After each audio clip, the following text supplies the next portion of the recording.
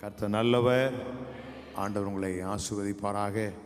நீங்கள் இப்போ இருக்கிறதை பார்க்கிலும் 1000 மடங்கு அதிகமாய் பெருகும்படி நம்முடைய பிதாக்களின் தேவன் நம்மளை ஆசீர்வதிப்பாராக. ஆமென். அல்லேலூயா. ஆமென். அந்த 1000 விட 1000 மடங்கு அப்படிங்கிறத இன்னொரு 10 வருஷம் கழித்து பார்த்தாலும் அந்த வார்த்தை அப்படியே தான் இருக்கும். அது மாறவே மாறாது. இல்லை 2010 அப்படி தான் சொன்னார், 2020 வேறு ஏதாவது சொல்லுவார், இல்லை அன்னைக்கு அப்படி தான் இருக்கும். அப்போ நம்முடைய வாழ்க்கையில் கர்த்தர் நம்மளை எதற்காக அழைச்சிருக்கார், எதற்காக தெரிந்து கொண்டிருக்கார் அப்படின்னா இந்த பூமியில் நாம் பெருகும்படி. ஆமென். அல்லேலூயா. நல்லா கவனிங்க. நாம் எல்லாவற்றும் வாழணும் அப்படின்னா கடவுள் நம்மளை தெரிந்தெடுத்து அந்த வாழ்க்கையில் நம்ம கொடுத்துருக்கிறாரு. இப்போ இதை தடை செய்வதற்கு யாராலையும் முடியாது. ஆனால் ஒன்று தெரியுமா, நம்முடைய மனது அதை ஸ்டாப் பண்ண முடியும். இப்போ நம்முடைய வாழ்வுக்கு உயர்வுக்கு தடை யார் அப்படின்னா நம்ம நினைக்கிறோம் அவங்களால இவங்களால. இல்லை இல்லை இல்லை, நம்முடைய எண்ணம். நம்ம அதனால் பைபிளில் பார்த்தீங்கன்னா அறிவீர்களா அறிந்திருக்கிறீர்களா அப்படிங்கிற வார்த்தை பயன்படுத்துகிறேங்க. இந்த அறிகிற அறிவு எந்த அளவுக்கு நமக்குள்ள வேலை செய்யுதோ அந்த அளவுக்கு நம்ம வாழ்க்கையில் உயர்வு. பாருங்களேன், நமக்கு ஏசுனார் எப்படி பார்த்துட்டு அப்படின்னா வளைஞ்ச கம்பு, தளர்ந்த மேனி, ஒரு வயசான தாத்தா, பின்னாடி ஒரு 10 ஆட்டுக்குட்டி, ஒரு ஆட்டுக்குட்டியை தோளில். அதுக்கு நம்ம சிஸ்டமாக இருக்க ஒரு கதை என்ன, அங்கே போனோம்னா பெரிய பாடுபட்ட சிறுவோம், அதில் கும்பிட்டுக்குவான்னு பிட்டு துணி, அப்படியே நம்ம பார்த்துட்டோம்.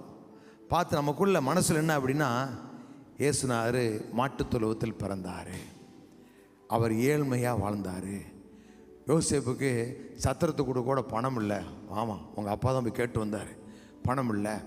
இப்படிங்கிற தவறான எண்ணங்களை உள்ளே வச்சுக்கிட்டு நாம் என்ன செய்கிறோம், ஆண்டவரே என்னை ஆசீர்வதியும், என்னை பெருக செய்யும், இப்படி கேட்டுக்கிட்டே இருக்கிறோம். அப்போ என்ன மைண்டில் இருக்குது அப்படின்னா, கிறிஸ்தவத்தை குறித்து தவறான எண்ணங்கள், தவறான புரிந்துகொள்ளல், தவறான போதனைகளை கேட்டு கேட்டு கேட்டு நமக்குள்ளே நம்மளை எழும்ப முடியாதபடி பிசாசு என்ன பண்ண மனதை சிறப்படுத்திட்டான். ஆனால் பவுல் சொல்றாரு, எங்களுடைய போர் ஆயுதங்கள் மாம்சத்துக்குரியவள அல்ல, அரண்களை நிர்மூலமாக்குற தேவ பலமுள்ளதாக இருக்கிறது. அப்போ இதை கொண்டு என்ன செய்கிறாராம், தர்க்கங்களை, தேவனை அறிகிற அறிவுக்கு விரோதமாக எழும்புகிற எல்லா மேட்டிமையான எண்ணங்களையும் சொல்லுங்க சொல்லுங்க தர்க்கங்களையும் சொல்லுங்க தர்க்கங்களையும் தேவனை அறிகிற அறிவுக்கு விரோதமாய் எழும்புகிற எல்லா மேட்டிமையான எண்ணங்களையும் நிர்மூலமாக்கி எந்த எண்ணங்களையும் கிறிஸ்து இயேசுவுக்குள்ளாய் கீழ்ப்படுத்தி சிறைப்படுத்துகிறேன். அப்போ உங்கள் வாழ்க்கையில் உங்களுடைய மனதின் அளவை வச்சு பிசாசு கணக்கு போட வைப்பா. உனக்கு வருமானம் என்ன, இதுக்குள்ளே தான் நீ வாழ்க்கை நடத்தணும். உனக்கு என்ன இருக்குது, இதுக்குள்ளே தான் நீ செலவு பண்ணணும், இதுக்குள்ளே தான் இப்படி இருக்கணும், அப்போ இந்த ஸ்கூலில் தான் பிள்ளை படிக்க வைக்கணும், இப்படி கார்பரேஷனுக்குள்ளே போகணும், இப்படி என்ன செய்வான், நமக்குள்ளே போட்டுக்கிட்டே இருப்பான். நீங்கள் அதெல்லாம் நீங்கள் செய்யணும். ஆனால் மனசில் அதை வைக்கக்கூடாது. மனசில் எதை வைக்கணும் அப்படின்னா, நேற்று நான் ஒரு பேரில் பேசிக்க முடிச்சுன்னா பாருங்களேன், அவர் சொல்லுவார், பாஸ்டர் சபையில் வர்றவங்கள்ட்ட ஏழ்மை இருக்கலாம், தருத்திரம் இருக்கலாம், ஆனால் தருத்திரம் என்ன இருக்கக்கூடாது. நான் ஏற்கனவே உங்களுக்கு சொல்லியிருக்கேன், அதை தருத்திர எண்ணங்கள் இருந்துச்சு அப்படின்னா வாழ்க்கையில் நீங்கள் லிஃப்ட் ஆகவே முடியாது. தெரியாது அப்படி மனசில் வச்சுருந்தீங்க அப்படின்னா உங்கள் மேலே வரவே முடியாது. அப்போ என்ன அப்படின்னா, நம்ம எல்லாம் சாதாரணமாக இருக்கிற வச்சு நீங்கள் ரன் பண்ணணும். ஆனால் இதுக்குள்ளே தான் வாழ்க்கைங்கிறத உங்கள் மைண்டில் கொண்டு வந்துடக்கூடாது. உங்கள் மனசு எப்போது எப்படி இருக்குன்னு சொல்கிறார் பவுல். சொல்கிறார் பாருங்க, ரோமர் 12:2 வாசிங்க. நீங்கள் இந்த பிரபஞ்சத்திற்கு ஒத்த வேஷம், உலக மனிதனை போல நீங்கள் சிந்திக்காம, பார்க்காம, பேசாம, ஒத்த வேஷம் தெரியாமல் தேவனுடைய நன்மையும் பிரியமும் பரிபூர்ணமுமான நல்லா கவனிங்க. தேவனுடைய நன்மை எது, அவருக்கு பிரியமானது எது, அவருடைய பரிபூர்ண சித்தம் என்ன அப்படிங்கிறத பகுத்து அறியணும். அப்படின்னா உங்க மனம் புதிதாகிறதுனாலே அவருடைய மகிமையை கண்ணாடிகளை காண்கிறது போல கண்டு அந்த சாயலால் தானே மகிமை மேல் மகிமை அடைந்து. அவ தேவன் நமக்கு எப்படிப்பட்ட வாழ்வு வச்சிருக்கார் அப்படின்னா மகிமையான வாழ்வு வச்சிருக்கிறார். இப்போ அதுதான் அதில் ஆண்டவருக்கு நன்மையானது எது, பிரியமானது எது, அவரோட பரிபூர்ண சித்தம் என்ன அப்படிங்கிற நீங்கள் பகுத்து அறியணும். அப்படின்னா முதல்ல நம்மளோட மைண்டு தான் சரியாகணும். இப்போ எண்ணங்கள் சரியாயிருச்சு அப்படின்னா நம்முடைய வாழ்க்கையில் எல்லாமே சரியாயிரும். இப்போ என் வாழ்க்கையில் வர உயர்வை யாரும் தடுக்க முடியாது, நம்முடைய சபை பெறுகிறத எவராலும் தடுக்க முடியாது. ஆனால் என் மைண்டு சரியில்லைன்னு வச்சுங்களேன், என்னுடைய ஜெபம், என்னுடைய வேத வாசிப்பு, நம்முடைய தியாகம் எல்லாம் அவுட் ஆயிரும். அப்போ முதல்ல என்ன தேவை அப்படின்னா சரியான புரிந்து கொள்ளுதல், சரியான அறிந்து கொள்ளக்கூடிய அந்த அறிவு, தெளிவு நமக்கு. அதனால் பவுல் சொல்றார், தெளிந்த புத்தி உள்ளவர்களாக இருங்கள் அப்படிங்கிறார். அப்போ நான் யாரு, எனக்கு எப்படிப்பட்ட மேன்மை உண்டு, எப்படிப்பட்ட வாழ்வு உண்டு அப்படிங்கிற சரியாக நீங்கள் மைண்டில் வச்சுக்கிறணும். சும்மா வர்றேன் போகிறோம்லாம் சொல்கிறத வச்சு கேட்டு என்ன செய்யக்கூடாது, நீங்கள் போகக்கூடாது. அப்போ எது நான் பாருங்களேன், நிறைய காரியங்களை இப்படி நம்ம கேட்டுக்கிட்டே இருக்கிறோம். கடை நாட்கள் ஒரு பிரசங்கம் பண்ணேன், கடைசி நாட்களில் சம்பவிக்க போகிறது என்ன, நீங்கள் சொல்லி தான் தெரியணுமா உங்களுக்கு, அது பைபிளில் இருக்கு. இப்போ அதை கூட நம்ம என்ன அப்படின்னா அது இந்த காலத்துக்குரியதாக இல்லை. அவங்க என்ன கேட்குறானுங்க, இந்த ஆலை எப்போ இடிக்கப்படும், இதனுடைய அடையாளம் என்ன அப்படின்னு கேட்குறாங்க. அப்போ தான் சொல்கிறாரு அதை. அப்போ சில பேர் என்ன சொல்கிறாங்க, இதெல்லாம் முன்னாடி நடந்து முடிஞ்சு போச்சுக்கிறாங்க, நம்ம அந்த இதுக்கு போக வேண்டாம், எல்லாத்துக்கும் பதில் ஆண்டவர் என்ன செய்வார், கண்டிப்பாக வரப்போகிறாரு அப்படிங்க மட்டும் தெரியுது. அப்போ எப்படி அவர் போனார் அப்படி என்ன செய்யணும், மறுபடியும் வருவார். எதற்காக, சபையை எடுத்துக்கொள்ள, மனவாட்டியை திருச்சி தன்னோடு வைத்துக் கொள்வதற்காக அவர் வரப்போகிறார். இப்போ நமக்கு அது அப்படி இல்லை. இப்போ அதனால் ஆயத்தமாக இருக்கணும். எப்படி ஆயத்தம், என்ன ஆயத்தமாக, எல்லா நிலையிலும் கர்த்தரை விசுவாசித்து அவருக்குள்ள நம்ம நிற்போம் அப்படின்னா வருகையில் பங்கடைவோம். அப்போ இதெல்லாம் எப்போ சாத்தியமாக அப்படின்னா எனக்கு கடவுள் எப்படிப்பட்ட வாழ்க்கை வச்சுருக்காங்கிற அறிந்து அப்படி மனம் புதிதாகும் பொழுது தான் நம்முடைய வாழ்க்கையில் நன்மை, பிரியம், பரிபூர்ண சித்தங்கிறது பகுத்து அறிய முடியும். இப்போ நம்முடைய மனசில் தவறான புரிந்து கொள்ளுதலையும் அல்லது கவலை அல்லது சில பிரச்சனைகள் அல்லது இல்லைங்கிற காரியங்கள், நம்மளால் முடியலையே, இவ்வளோ நாளாக இப்படி இருக்குமே அப்படிங்கிற கவலை, இதெல்லாம் மனசை போட்டு வாட்டிக்கிட்டே இருந்துச்சு அப்படின்னா வாழ்க்கை என்ன செய்ய முடியாது, மேலே வரவே முடியாது. பிசாசுடைய வேலை என்ன அப்படின்னா இதைத்தான் செய்வான். இப்போ இவ்வளோ தேவை இருக்குது, எப்படி செய்ய போகிறோம் அப்படிங்கிற எண்ணத்தை கொண்டு வருவான். நம்ம பிள்ளைகளோட வாழ்க்கையில் எப்படி நம்ம கரை சேர்க்க போகிறோம் அப்படி கொண்டு வருவான். இதையெல்லாம் கொண்டு வந்து நம்மளை எதுக்காக அப்படின்னா மைண்டில் போட்டான் அப்படின்னா உங்களுடைய விசுவாசம் பலவீனப்பட ஆரம்பிக்கும். அதுக்கு நிரந்தரமாக இடம் கொடுப்பீங்க அப்படின்னா விசுவாசம் கொஞ்சம் கொஞ்சமாக குறைஞ்சிக்கிட்டே போகும்.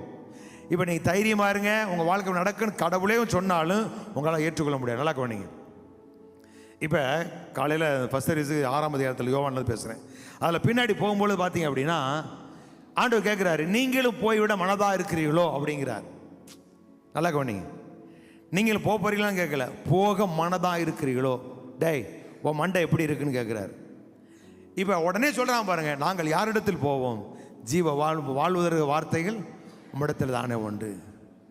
அப்போ இவன் மைண்டில் என்ன இருக்குது அப்படின்னா, இப்போ எல்லா பயிலும் ஃபாலோ பண்ணி போனான், ஆனால் எவன் மண்டையில் ஏறலை. ஆனால் அந்த 12 பேர் இருக்கான் பாருங்க, அதில் ஆண்டவர் சொன்னார், உங்களுக்குள்ள ஒருத்தன் பேயா இருக்கான்டா அப்படின்ட்டார். அவன் இந்த 12 பேரும் இவர் கவனிச்சுட்டே இருக்கான். இவரோடு போனால் இந்த வார்த்தையை கேட்டு நம்ம வாழ்ந்துடலாம் அப்படிங்கிற எண்ணம் மைண்டில் அவனுக்கு வந்துருச்சு. ஆனால் ஆண்டவர் கேட்டார், நீங்களும் போகிறீர்களோன்னு சொல்லலை, நீங்களும் போய்விட மனதாக இருக்கிறீர்களோ அப்படின்னார். அப்போ மைண்டில் என்ன இருக்கோ அதான் அவனுடைய வாழ்க்கையில் வரும். இங்கே என்ன இருக்குது அப்படின்னா அதான் நம்முடைய உள்ளத்தில் போகும், அதான் நம்முடைய வாயில் வரும், அதான் நம்முடைய வாழ்க்கையாய் மாறும். அப்போ பிசாசு பாதிக்கிறது எது அப்படின்னா நம்முடைய மைண்ட், சிந்தை தான். அப்போ இந்த சிந்தையில் என்னையால் முடியாது, என்னால் தெரியாது, நம்ம வாழ்க்கையில் வெற்றி பெற முடியாது அப்படிங்கிற தவறான காரியங்கள், அல்லது ஏதோ பகுதியில் இழந்து போன வீடுகள், இழந்து போன சில பிரச்சனைகள், ஒருவேளை கடன் பட்டிருக்கலாம், அந்த மாதிரி காரியங்கள், இப்படிப்பட்ட காரியங்களை கொண்டு வந்து நம்மளை கவலைக்குள்ளாக்கி வேதனைக்குள்ளாக்கி நம்மளை வச்சுட்டோம் அப்படின்னா நம்ம நடைபெணமாக இருப்போம் ஒழிய கேட்கிற வார்த்தைகள் நம்முடைய மனதை பாதிக்காது, எதுவும் உள்ளே போகாது, அது உள்ளே இருந்து எடுத்துக்கிட்டே நிற்கும். இதுக்கு தான் பவுல் சொல்கிறாரு, எங்களுடைய போராயுதங்கள் மாம்சத்துக்குரியவள் அல்ல, அரண்களை நிறுவனமாக்க. அப்போ அநேக நேரங்களில் இப்படிப்பட்ட வெள்ளங்கள்லாம் நம்மளால் எல்லாரும் சொந்த வீட்டு கட்டிட்டு நம்மளால் சொந்த வீடு இல்லை அப்படின்னு நினைக்கிறீங்க. நான் சொல்கிறேன், கர்த்தர் உங்களுக்கு வீடு வாசல்களை உண்டாக்கி கொடுக்குற ஆண்டவர். ஆமென் சொல்லுங்க பாப்பா. ஏய், நீ சாகும் பொழுது, இந்த பூமியை விட்டு போகும் பொழுது நல்ல நிலையில் தான் நீங்கள் போகணும். ஆமென். பிள்ளைகளுக்கு ஆஸ்தியை வச்சுட்டு தான் நீங்கள் போகணும் ஒழிய பிச்சைக்காரன் நீங்கள் போகக்கூடாது. அப்படிப்பட்ட அடக்கத்தை நான் எடுக்க விரும்பலை. ஏன் அப்படின்னா கடவுள் அதுக்காகத்தாயா சிலுவையில் ஜீவன் தந்திருக்கிறாரு. அப்போ அவள் என்ன சொல்கிறாரு, எங்களுடைய போராயுதங்கள் மாம்சத்துக்குரியவள் அல்ல, அரண்களை. அப்படின்னா பிசாசு கொண்டு வர எப்படிப்பட்ட எண்ணங்களை எல்லாம் எப்படி அரண்களை நிர்மூலமாக்குகிற தேவ பலம் உள்ளதாக இருக்குது. அப்புறம் மைண்டில் வர்ற எல்லாவற்றையும் நிர்மூலமாக்கக்கூடிய தேவ பலன் எது அப்படின்னா கர்த்தருடைய வார்த்தை. அவைகளை கொண்டு சொல்றார், அவைகளை கொண்டு எப்படி சொல்றாரு, எந்த எண்ணங்களையும் கிறிஸ்து இயேசுவுக்குள் கீழ்ப்படுத்தி சிறைப்படுத்துகிறோம். இப்போ எனக்குள்ள இவ்வளோ தேவை இருக்குன்னு கவலை வருது. கவலை வரும் பொழுது அது என்னை ஒடுக்குது. இது எப்படி மேற்கொள்றது அப்படின்னா, அவரை தொழுது கொள்ளுகிற எனக்கு என் தேவன் ஐஸ்வர்ய சமணர். அவர் ஐஸ்வர்யம் உள்ளவராக இருந்தும் அவருடைய தரித்திரனால நான் ஐஸ்வர்யம் எனக்கா சிலுவையிலே சொல்லுங்க, தேவன் தம்முடைய மகிமையின் ஐஸ்வர்யத்தின்படி என் குறைவை எல்லாம் கிறிஸ்து வழியாக நிறைவாக்குவார். இப்போ இந்த வார்த்தையை சொல்லும் பொழுது தேவைங்கிற அந்த பகுதியில் உள்ள அந்த எண்ணத்தை அது தகர்த்தெறிந்து அப்படிப்பட்ட எதிர்மறையான எண்ணத்தை இந்த வார்த்தை என்ன செய்து கீழ்ப்படுத்தி ஆளுது. அதான் ஆண்டவர் சொன்னார், கிருபையின் பரிபூரணத்தை நீதியாக ஈவன் பரிந்து பெற்று நாம் இயேசு கிறிஸ்துவின் ஜீவன் அடைந்து ஆளுவார்கள் என்பது அதிக. அப்போ எந்த எண்ணத்தை கொண்டு பிசாசு உங்களை ஆண்டு மோசம் போக்க நினைக்கிறானோ அந்த எண்ணத்தை கர்த்தருடைய வார்த்தையை கொண்டு நீங்க என்ன செய்யணும், ஆள் எத்தனை நான் சொல்றது புரியுது? நல்லா கவனிங்க. இப்போ உங்களுக்குள்ள கண்ணை திறந்த தப்பு தப்பா தெரியுது, புரியுதா? இப்படி சொன்னால் ரொம்ப நல்லா புரியும் உங்களுக்கு. என்ன செல்ஃபோனை பார்க்கக்கூடாதுன்னு நினைக்கிறேன், பார்த்துட்றேன் கொஞ்ச நாளைக்கு அடிப்பி அப்புறம் அப்படி அதிலே பழகிடுவீங்க. இப்போ அந்த மாதிரி என்ன வரும் பொழுது நாம் செய்ய வேண்டியது என்ன அப்படின்னா, நான் இயேசு இரத்தத்தினால் மீட்கப்பட்டிருக்கிறேன், நான் கழுவப்பட்டிருக்கிறேன் அப்படிங்கிற இந்த சிந்தை, நான் பாவத்துக்கு கிறிஸ்துவோடு கூட எப்படி சொல்ல, கிறிஸ்துவோடு கூட பாவத்துக்கு மரித்து நீதிக்கு நான் பிழைத்திருக்கிறேன், கிறிஸ்துவோடு கூட சிலுவையில் அறையப்பட்டிருக்கிறேன், நான் அல்ல கிறிஸ்து எனக்குள் வாழ்கிறாருங்கிற வார்த்தையை நீங்க கொண்டு வர சொல்லும் பொழுது அந்த வார்த்தை தவறான எண்ணத்தை கீழ்ப்படுத்தி இந்த வார்த்தை ஆள ஆரம்பிக்கிறது. இப்ப வருமானம் இல்லையே அப்படிங்கிற கவலை வரும் பொழுது கர்த்தர் என் கையின் பிரயாசத்தை ஆசீர்வதிப்பார், எனக்கு பாக்கியம் நன்மை உன்ன சொல்ல கர்த்தர் வாயை பார்த்துட்டே கூட சொல்லுங்க, கர்த்தர் என் சட்டிவான விளக்குற கையை சொல்லுங்க, கர்த்தர் இந்த கையை பார்த்து சொல்லுங்க, கர்த்தர் கையை பார்த்து உங்க கையை நீங்க பாருங்க. ஏய், இந்த கையின் பிரயாசத்தை அந்த தேவனை செய்வாரா, ஆசீர்வதிப்பார். எனக்கே நம்புறீங்களா அதெல்லாம்? சொல்ல, கர்த்தர் என் கையின் பிரயாசத்தை ஆசீர்வதிப்பார், எனக்கு பாக்கியமும் அப்படின்னா என்ன, இந்த கை ஆசீர்வதிக்கப்பட்ட கை. புரியுதா உங்களுக்கு? இந்த கையால் ஒன்று செஞ்சீங்கன்னா அது அப்படியே ஆசீர்வதிக்கப்படும். புரியுதா? இதெல்லாம் புரிஞ்சுக்கிட்டோம்னா ஊழச்சட்டை பண்ண மாட்டோம். புரியுதா உங்களுக்கு? இதெல்லாம் புரிஞ்சுக்கிட்டோம்னா தேவையில்லாத காரியங்களுக்கு கை நீட்ட மாட்டோம். அப்போ சொல்லுங்க, என் கையின் பிரயாசத்தை கையிட்டு செய்கிற எல்லாவற்றையும் தேவன் ஆசீர்வதிப்பார். என் கையின் பிரயாசத்தை நீங்கள் சொல்கிறதெல்லாம் மக்கள் ஆசீர்வாதம் இருக்கு பார்த்துக்கிட்டு இருந்தீங்கன்னா ஒன்றும் நடக்காது. சொல்லுங்க, நான் கையிட்டு செய்கிற எல்லாவற்றிலும் தேவன் எனக்கு ஆசீர்வாதத்தை கட்டளையிடுவார். என் கையின் பிரயாசத்தை நான் சாப்பிடுவேன். சொல்லுங்க, எனக்கு பாக்கியமும் நன்மை உண்டாயிருக்கும். அப்ப இந்த வார்த்தையை சொல்லி என் வாழ்க்கையில் ஆசீர்வாதம் இல்லையே அப்படிங்கிற எண்ணத்தை தகர்த்தெறிந்து அதை கீழ்ப்படுத்தி நீங்க ஆள முடியும். புரியுதா உங்களுக்கு? ஆமென் சொல்லுங்க பார்ப்போம். இப்போ வீட்டில் சமாதானம் இல்லை, ஒரே 2 பேருக்குள்ள சண்டை சச்சரவு, என்ன செய்யலாம்? உடனே வெட்டி விட்டுடலாமா? பாஸ்டர் முதல்ல அதை செய்யுங்கன்னு சொல்றீங்களா? சுட்டு புருவேன். புரியுதா? அப்போ என்ன செய்யலாம்? போயிட்டு அக்கா தங்கச்சி மாமா மச்சான் சொந்தக்காரன் சொத்துக்காரன் பஞ்சாயத்து பண்ணிட்டு கூடாது. வாயத்தர சொல்லுங்க, என் நலங்கத்துக்குள்ளே சமாதானமும் சுகம் உண்டாயிரும். அப்படி சொல்லும் பொழுது இந்த சண்டை சச்சரவு எல்லாம் ஓய ஆரம்பிக்கும், சமாதானம் ஆள ஆரம்பிக்கும்.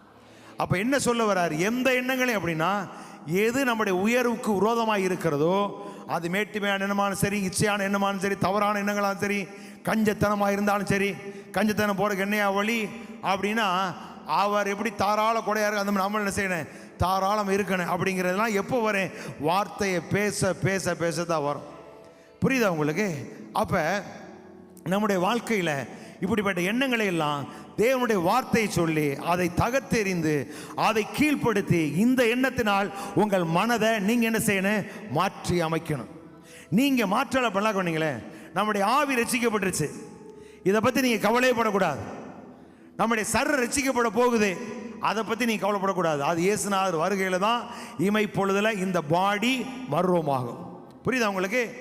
ஆனால் ஆத்துமா ரட்சிப்படைய பிரயாசப்படுங்கள் அப்படி சொல்லுங்க. ஆத்துமா ரட்சிப்படைய நீங்கள் தான் பிரயாசப்படணும். நான் தான் பிரயாசப்படணும். எப்படி பிரயாசப்படணும்?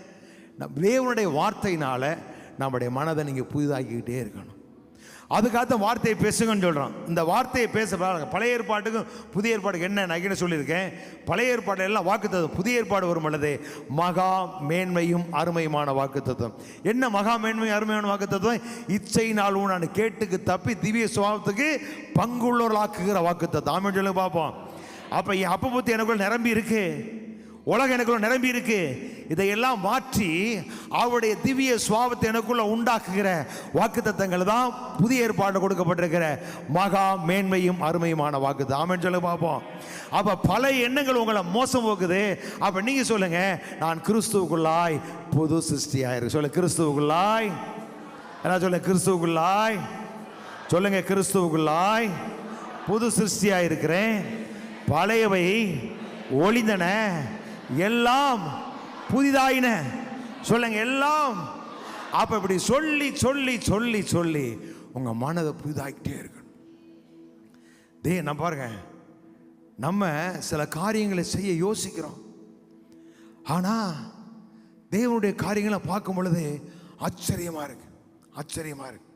நீங்க ஏசை 54 ஏற்றுக்கொள்றீங்களா? உங்களால் மனசு முடியுமா? அதை நான் ஏற்றுக்கொள்றேன். நீங்கள் சொல்றா பாருங்க, உன் வீடு எப்படி இருக்கு, குடும்பம் எப்படி இருக்கு, அதெல்லாம் யோசிச்சு பாருங்க. கடவுள் எவ்வளவு அன்பு வச்சிருந்தா நம்மளை பற்றி இப்படி சொல்லியிருப்பாரு. அப்போ இதெல்லாம் உங்கள் மனசில் நீங்கள் அறிந்து புரிந்து ஏற்றுக்கொள். எஸ், நம்ம ஒரு கார் வாங்கின உடனே கார் வாங்கிட்டாங்களுக்கும் பவுசி வந்துருச்சாக்கும், புது பைக் என்ன அடிக்கடி பைக்கு புதுசாக வாங்குற அப்படிங்கிற. இதெல்லாம் ஒன்றுமே இல்லை. கிண்ணத்து கோப்பிலான்னு கொஞ்சம் 2 நாளைக்கு முன்னாடி அடித்து பார்த்தேன். கிண்ணத்து கோப்பிலான வயசு என்னையான்னு பார்த்தா 89 வயசு. அடிச்சு போய் பாருங்க, 89 வயசுல மனுஷன் கிழங்கு மாதிரி இருக்கான். சொல்றாங்க இது வரைக்கும் 30 விமானத்தை வாங்கி மற்றவர்களுக்கு கொடுத்துருக்கிறார். யோசிச்சு பாருங்க, நம்ம கார் வாங்கி அதையே மாதிரி பார்த்துக்கிட்டே இருக்கிறோம். ஒரு பைக் வாங்கினா அதை பற்றி அதில் வர்ற பெரிய மகிழ்ச்சி. அட்டேங்கப்பா, நம்ம இதான் பெரிய வாழ்க்கை நினைச்சுக்கிட்டு இருக்கோம். இல்லை, நம்மளாம் பறக்க பிறந்த ஆட்களை ஒழிய நடக்க பிறக்கல. புரியுதா உங்களுக்கு? நம்ம இதெல்லாம் அறியாதனால தான் உலகத்தில் மனுஷன் இப்படி வாழ்ந்துக்கிட்டு இருக்கிறான். அவனால் சாத்தியமாக அவனால் அழிந்து போகிற மனுஷன் பாருங்க, அழிந்து போகிற காரியங்களை செஞ்சுக்கிட்டு இருக்கிறான். அவனால் அப்படி வாழ முடியும் அப்படின்னா ஏன் நித்திய வாழ்வை பெற்று நித்திய ஜீவனை பெற்று நம்மளால் ஏன் அப்படி வாழ முடியாது? அவனுடைய வாழ்க்கை எப்போ ஒளியும் தெரியாது. ஒரு நாள் புல்லை போல பூவை போல உடுந்து போயிடும், வாடி போயிடும். ஆனால் நமக்கு அப்படி இல்லை. நம்முடைய வாழ்வு நித்தியமாக இருக்கும். ஆமேன். இந்த பூமியில் கண்ணை மூடும் அங்கே போவோம், நம்ம பின்னாடி வரோம் ஆண்டுக்கிட்டே இருப்பான். 1000 தலைமுறைக்கென்று இறக்க செய்கிற தேவன் நம்முடைய தேவன். ஆமேன். அப்போ தேவனுடைய வார்த்தையை யோசித்து அதையே உங்கள் மைண்டில் கொண்டு வரும் பொழுது தான் உங்கள் மனசு என்ன ஆகும்? புதிதாக்கப்படும். அப்படி புதிதாக்கப்படும் பொழுது தான் கர்த்தருடைய நன்மையை நீங்கள் பார்க்க முடியும். இல்லை அப்படின்னா 150 ரூபாய்க்கு 2 புடவை கட்டினா தான் ஆண்டவருக்கு பிரியங்கிற புத்தி உங்களுக்குள்ள விட்டு போகவே போகாது. இயேசுநாதரே ஏழ்மையாக வந்தார், தரித்திரமாக இருந்தார் அப்படி நினச்சிக்கிட்டு இருந்தீங்கன்னா உங்கள் வாழ்க்கையில் அதே மாதிரி தான் இருப்பீங்க. நம்ம நினைக்கிறோம் இயேசுநாதர் கழுதையில் வந்தார். சி, ஒருத்தன் கேட்டிருக்கான், ஒரு இதில் நீங்கள் பென்ஸ் காரு ரோல்ஸ் ராய்ஸ்லாம் வச்சுருக்கீங்களே, இயேசுநாதர் கழுதையில் தானே வந்தார் அப்படின்னா. அது கஃப்லோட்டாவில் சொல்கிறாரு இந்நாட்களில் இயேசு இருந்திருப்பார் அப்படின்னா ரோல்ஸ் ராய்ஸ்லாம் வருவார் அப்படின்னு. ஏன் ஒரு மனிதன் ராஜா வாகனம் அப்படின்னா அந்த ராஜா ஏறி வர்ற பெரிய வாகனம் எது அப்படின்னா கழுதை. தாவி சொல்கிறா பாருங்களேன், சாலமோனை கூப்பிட்டு என்னுடைய கழுதையில் ஏற்றி அவனை உட்கார வச்சு ராஜா வாழுகன்னு பறைசாட்டுங்கடா அப்படிங்கிறார். அப்போ ராஜாக்கள் பயணிக்கிற வாகனமே இதுதான். அந்த நாட்களில் ரோல்ஸ் ராய்ஸ் கார் இதுதான். புரியுதா? நம்ம கழுதையில் வந்தார், பைக்கு ஒரு கேடான்னுக்கிட்டு இருக்கோம். நம்ம கழுதையில் எதுக்கு வந்தார்? ராஜானாலே அந்த நாட்டுடைய வழக்கம் என்ன அப்படின்னா கழுதையில் ஏறி ராஜா வாழுகன்னு கோஷம் போடனே கழுதையில் ஏற்றிட்டாலே நாடு அவன் கையில் வந்துருச்சுன்னு அர்த்தம். ஆளுகை அதிகாரம் கையில் வந்துச்சு அர்த்தம். அப்படி தான் ஏசுனார் உள்ளே வரும் பொழுது இவர் ராஜான்னு நினச்சி ஏற்றுனானுங்க. அவர் ராஜா தான், ஆகவே ஏற்றி கொண்டு போனானுங்க. நினச்சானுங்க இங்கிட்டு திரும்பி நம்ம நேராக போய் அரண்மனையில் போய் பிளாத்தையும் ஏரோதையும் ஒரு வழி பண்ணுவார் நினச்சான். அவர் இங்கிட்டு திரும்பி நேரம் இங்கே போயிட்டார். ஆமாம், ஆலயத்துக்கு போயிட்டார். இதான் நடந்துச்சு. அப்போ நம்முடைய வாழ்க்கையில் கடவுளை குறித்தான தவறான காரியங்கள், நம்மை குறித்தான தவறான காரியங்கள், இதையெல்லாம் மனசில் போட்டுக்கிட்டு இருப்போம் அப்படின்னா வாழ்க்கையில் முன்னுக்கு வர முடியாது. நான் சொல்கிறேன், அதனால் பவுல் சொல்ல பாருங்களேன், பிலிப்பியர் சொல்ல ஒன்றுக்கும் கவலைப்படாமல்.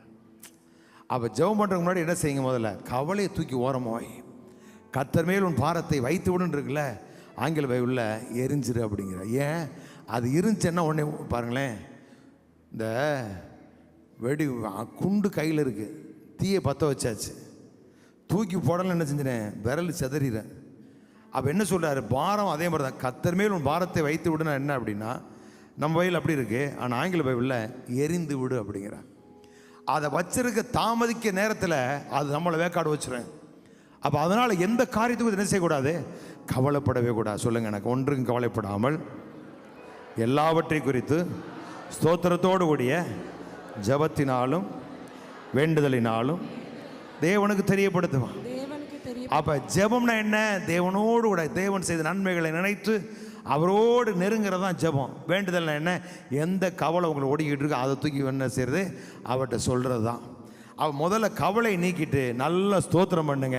ஆண்டவர் இதுவரை நடத்தினவர், இனிமேலும் இதுவரை கோடிகளை தந்த இன்னும் கோடிகளை தர வல்லவர். இப்போவே நீங்கள் எல்லாம் பார், இப்படிலாம் பார்க்க ஆரம்பித்தா தான் ஆண்டவர் சொன்ன பாருங்க, ஆபிரகாம் கண்களை ஏறெடுத்து பார் அப்படின்னு அவன் சொல்லுங்க பாப்போம். அப்போ நீங்கள் போகும்பொழுது வரும்பொழுது என்ன செய்யணும், இப்படி குடிஞ்சுக்கிட்டே போகக்கூடாது, அப்படி ஏறெடுத்து பார்க்கணும். அட்ராமக்கா நல்லா வீட்டை கட்டியிருக்கானே அப்படி நினைக்கணும். இந்த மாதிரி நம்ம அப்படி ஆசைப்படணும். புரியுதா உங்களுக்கு? அதை பார்த்துட்டு பொறாமப்படவோ எல்லாம் துன்மார்க்கங்கிற சொல்லவோ ஏசவோ கூடவே கூடாது. நமக்கு அது வேலையே இல்லை. நம்முடைய வாழ்க்கை நான் வரும்போது பார்த்துட்டே வர்றேன். ஒரு நாள் praise and worship 24 hours service time என்ன செய்யணதை மாத்திரன்னு முடிவு பண்ணிக்கு. எதை பாஸ்டர் கேட்டு போய் ஊதி விட்டுறாதே, சொல்ல மாட்டேன். அப்போ வரும்பொழுது போகும்பொழுது சொல்லிக்கிட்டே இருக்கேன்.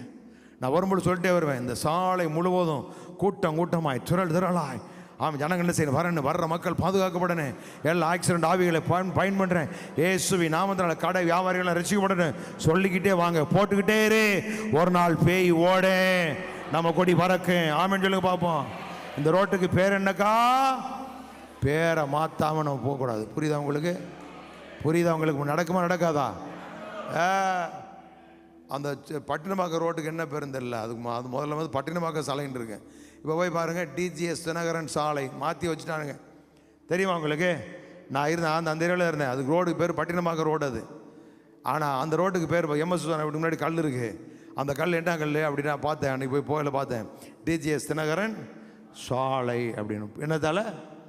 ஆமாம், அங்கே மேடம் போய் பாருங்களேன், அந்த சுதி அந்த இடத்த சாந்தம் சுற்றி பாருங்களேன். இல்லை நம்மளை அங்கிட்டு போனால் மாதா சர்ச் ரோடு அப்படின்ட்டு இருக்கேன், இந்த பக்கம் போனால் இந்த சர்ச் ரோடு அப்படின்ட்டு இருக்கேன், லஸ் சர்ச் ரோடு அப்படின்ட்டு இருக்கேன். ஊர்பட்ட சர்ச் அங்கே இருக்குது. அந்த நாளுக்கு லேட் ரோடு அப்படி வச்சுருக்குறாங்க. நம்ம மட்டும் பெப்பன்னு சொல்லிட்டு இருக்க வச்சோம். புரியுதா உங்களுக்கு? ஒருத்தர் போட ஊன்னார். என்ன அது நம்ம தெருவுக்கு பேர் ஒன்று வச்சார். என்னது நம்ம சர்ச், பழைய சர்ச்சுக்கு பேர். ஆனால் கவுன்சிலர் வாட்ஸ்அப்பில் போட்டு விடேன், ஏசு நம்மோடு சபை தெரு. உங்களுக்கு அது வருதா பார்த்தீங்களா? ஏசு நம்மோடு சர்ச்சு அப்படின்னு போட்டு வை. அவர் ஒருத்தர் சின்ன போட ஊண்டி பார்த்தார், ஆசையை பாருங்க. நம்ம போட்டு பக்கத்தில் ஒன்று ஊண்டிட்டு கிங்காங் கொங்க அப்படின்னு வச்சார் அவர். ஆனால் இன்னைக்கு வரைக்கும் அதை யாரும் சொல்லலை. யாரும் சொல்கிறீங்களா? நம்ம அங்கே இருக்கிற நம்மகிட்ட தான் யாராவது சொல்கிறாங்களா அதை? ஆனால் எங்கள் அக்கா, அந்த அக்கா நம்ம அக்கா இப்போ இருக்கிற அக்கா அதை அனுப்பிவிடுது. என்ன அனுப்பிவிடுது அப்படின்னா, ஏசு நம்மோட சர்ச்சு, ஏசு நம்மோட சபை ரோடு, அப்படி தான் அதுக்கு பேர் வச்சுருக்கேன். அப்போ நம்ம பெர்மனண்டாக இருந்தோம்னா எடுத்து ஊண்டியிருப்போம். இப்போ இன்னும் என்ன செஞ்சுருவோம், கண்டிப்பாக ஊண்டுவோம். ஆமேன். இதெல்லாம் நடக்கும். ஆமேன். எல்லாம் மாற்றி அமைக்கப்படும். எப்போ உங்கள் மைண்டை நீங்கள் முதல்ல மாற்றுங்க. இல்லைங்கிற நிலையை விட்டுட்டு இருக்குங்க நிலைக்கு வாங்க. முடியலைங்கிறத விட்டுட்டு முடியுங்கிறத வாங்க. கவலைப்படாமல் எல்லாவற்றுக்காக ஸ்தோத்திரம் செலுத்துங்க. புரியுதா உங்களுக்கு?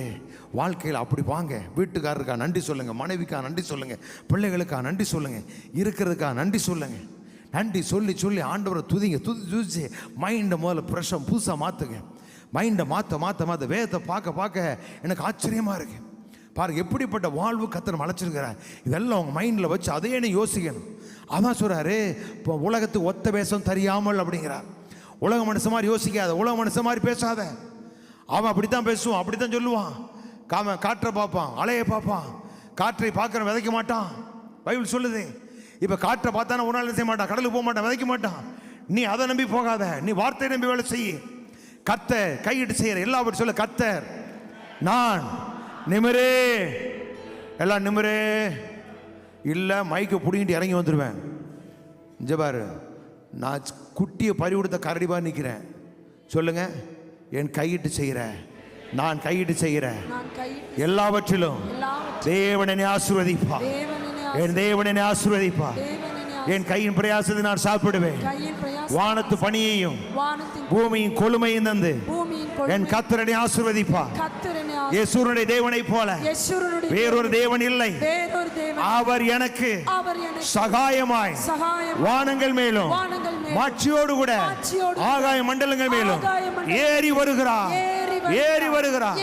இப்ப தேவனுடைய இந்த வாக்குனால உங்க மைண்ட புதுசாக்கிட்டே இருக்கணும்.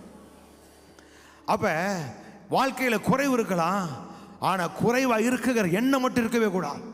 என்ன எப்போது எப்படித்தான் இருக்கணும் அப்படின்னா, அது எப்போதுமே நிறைவு நோக்கி தான் பயணிக்கணும். பாருங்க, பிள்ளை இல்லை ஆனா மைண்ட்ல என்ன அப்படின்னா, என் சந்ததி இவ்வளவா இருக்கும்,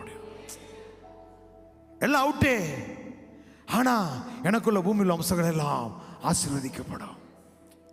இல்லைங்க, ஆனா மண்டையில் இல்லைங்கிறது இல்லை, மைண்ட்ல என்ன இருக்கு அப்படின்னா அது. அப்ப நீங்க ஏழையா இருக்கலாம், பரவாயில்ல, ஆனா ஏழை இருக்கிறேங்கிற எண்ணத்தை உள்ள வச்சிடாதீங்க. அவரை தொழுது கொள்ளுகிற எனக்கு அவர் ஐஸ்வர்ய சமணரா இருக்கு. சொல்லுங்க, அவரை தொழுது கொள்ளுகிற எனக்கு சொல்லுங்க, ஐஸ்வர்ய சமணராக இருக்கிறார். நான் நீதிமான், பொன்னையும் வெள்ளியையும், வெள்ளிக்கு போக வேண்டாம், வேணா சொல்ல ஒரு டம்ளருக்கு தர்றேன் கொண்டு போங்க. வெள்ளிக்கு போகக்கூடாது. பொன்னையும், சப்போர்ட்டுக்கு வெள்ளி வச்சுக்கிறோமா, வேற எதாவது சொல்லலாம்.